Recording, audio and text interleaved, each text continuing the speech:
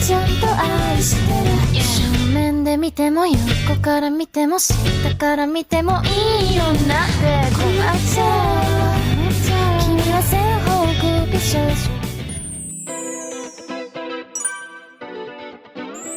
東京から来ましたMです。今回ニューミープロジェクトに当選して7美容外科さんにいます。今回の手術で改善したいお悩みやパーツはどこですか？は、大きく2つあるんですけど、特に鼻と輪郭を今回改善したいと思ってて、で鼻は1回やってるんですけど、団子っ鼻ですごい鼻先が太いのが悩みです。あと輪郭については頬骨とエラが張ってるので、頬骨の下がこけちゃってるのが悩みなので、今回の手術で滑らかな曲線になれたらなと思ってます。友達と写真を撮った時とかに友達よりも顔大きいなとか思って落ち込んだりするのが本当に多くて、今回を機会に直せたらなと思ってます。いろいろ他の方の、術後の経過だったりを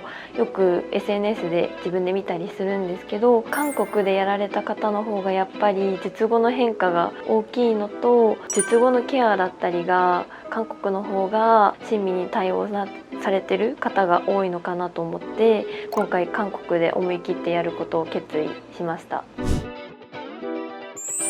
환자분은 3년 전에 귀연골 사용을 해서 코끝만 수술하신 분인데, 전체적으로 코끝이 아직도 조금 뭉툭함이 남아있고 코가 좀 길어 보이고 가로 폭도 좀 넓어 보여서 이번에는 이제 다시 개방형 수술을 진행을 할 예정입니다. 우선은 코끝을 조금 더 이제 높이기 위해서 비중격 연골 하고 기증능 필요하면 같이 사용할 예정이고, 전체적으로 콧대를 높이기 위해서 실리콘 보형물 사용을 하고, 전체적인 폭을 좀 더 슬림하게 하기 위해서 이제 절골 수술도 같이 진행할 예정입니다.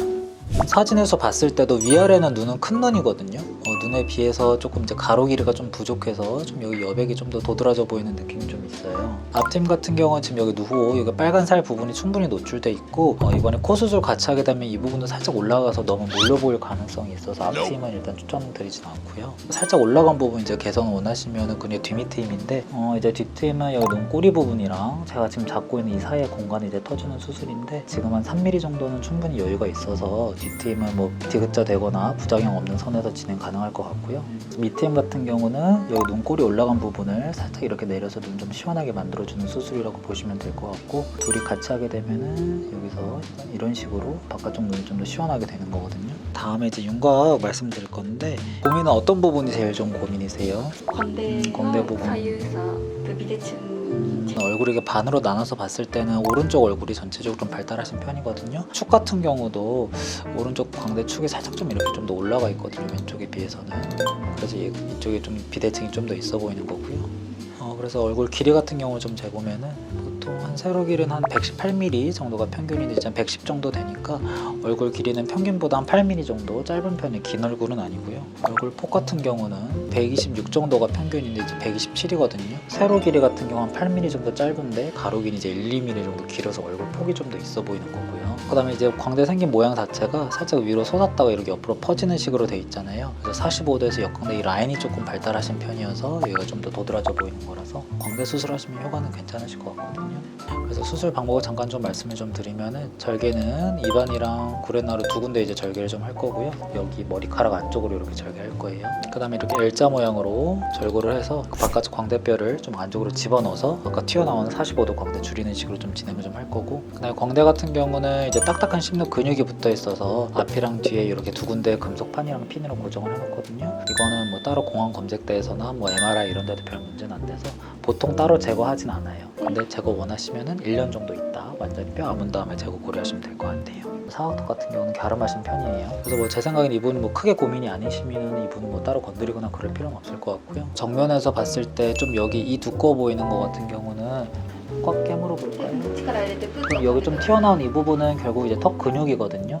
그래서 그 부분은 이제 좀 보톡스 같이 진행하셔도 될 것 같아요. 턱끝 같은 경우는 보통 이제 코끝이랑 아랫입술, 아래턱이 이제 일직선상에 있으면 이상적인 위치에 있다고 말씀드리는데 아래턱이 살짝 좀 나와 있거든요. 얼굴 폭에 비해서는 얼굴은 짧은 편이기 때문에 굳이 턱을 더 짧게 할 필요까지는 없을 것 같아요. 이 부분만 갈아내도 충분히 나온 느낌 자체는 좀 개선이 될 것 같고요. 그 다음에 턱끝 같은 경우가 W 모양으로 살짝 좀 이런 무뎌 보이는 느낌이 좀 있거든요.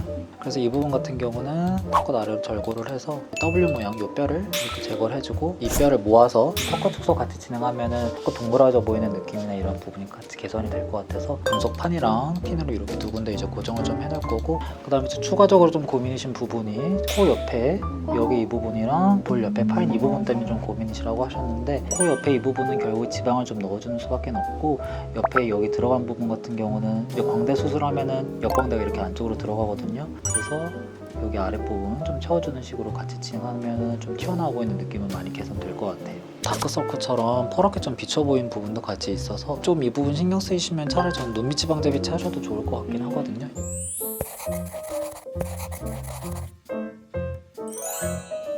痛いのも怖いんですけど頑張って術後綺麗になるのを楽しみに頑張ります。